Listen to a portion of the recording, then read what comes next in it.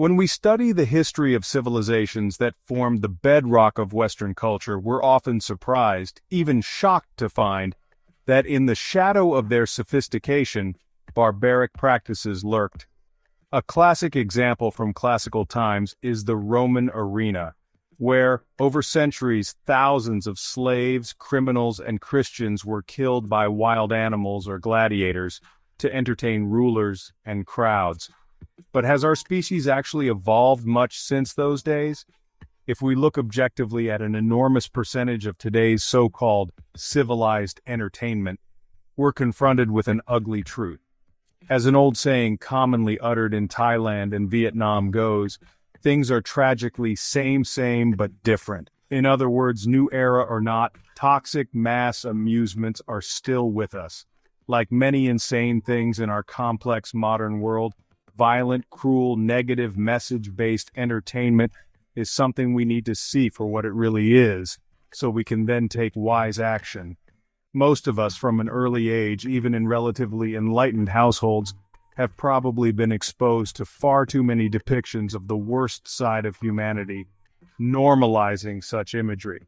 If all this sounds alarmist, puritanical, or exaggerated, consider the obviously related prevalence of violent crime in most Western societies, and normal physical bullying in first world schools. A time traveler from a far-off future's evolved human race or an alien visitor from a benign civilization would probably find it mystifying that millions of us today pay to enjoy violence. Fantasy violence in many action, crime, thriller, and historical movies, real violence in combat sports where blood is literally shed, and even emotional violence in sensationalist reality shows. Our modern culture has normalized watching realistic murders and torture scenes in revenge movies, cage fights in blood-spattered octagons, and angry trailer trash brawling on TV.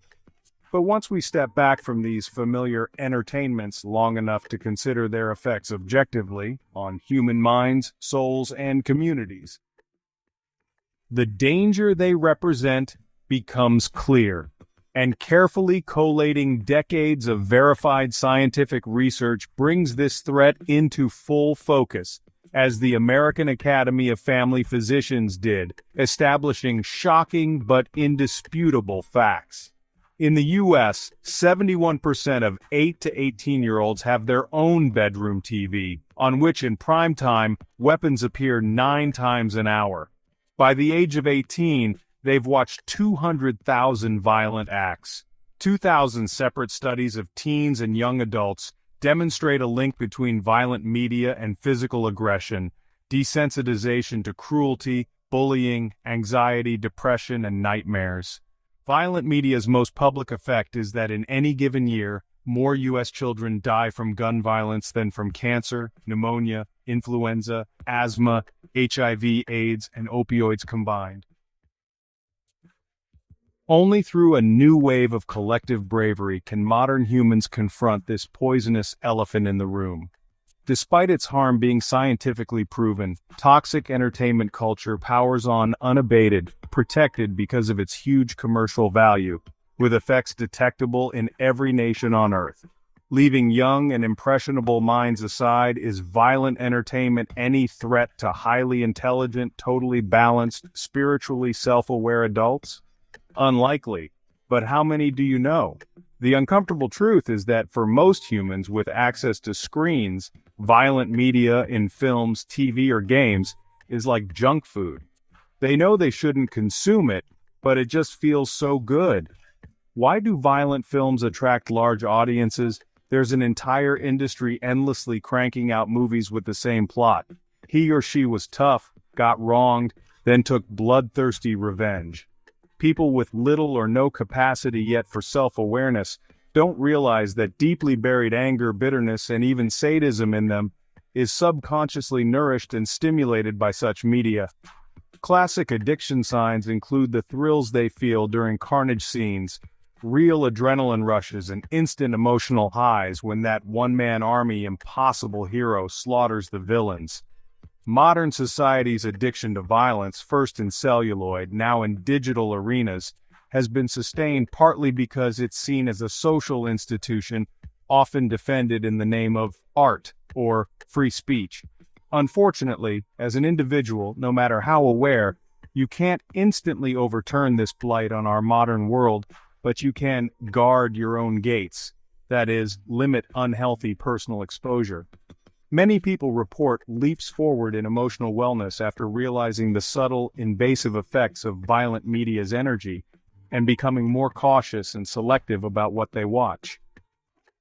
Is it always toxic and therefore socially and personally destructive to show or watch violence on the cinema and television screens? Do all depictions of violence cater to humankind's dark side?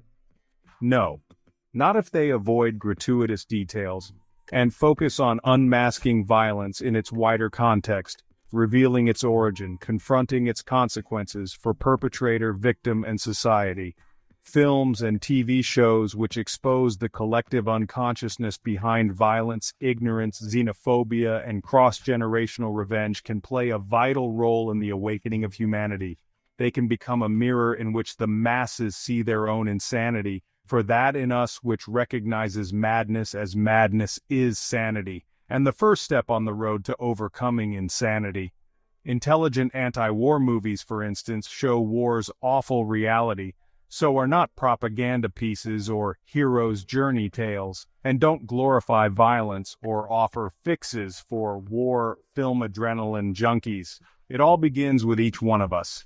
If we courageously and honestly self-examine, then choose to amend our habits around regularly consuming images of gratuitous inhumanity, change follows.